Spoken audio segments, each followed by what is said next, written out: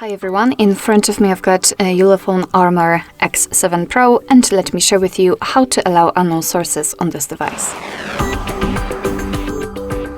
So let's start with opening the settings, and here we have to scroll in order to find the section Apps and Notifications. Let's tap on it. Then let's tap on Special App Access, which is at the very bottom of this list, and now let's localize the option which is called Install Unknown Apps. And as you can see here, we've got the list of apps which are allowed or not allowed, just like in my case, to install some content. And of course, we can change it. Just tap on the app and tap on the switcher. After getting back, you can see that from now on, the Chrome is allowed to install something. Of course, it will work the same with all other apps. However, be aware, because you're doing it on your own responsibility.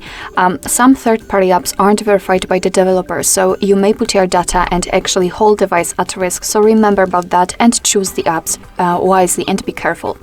Of course, you can always remove previously granted permissions. Simply tap on the app and then tap on the switcher again.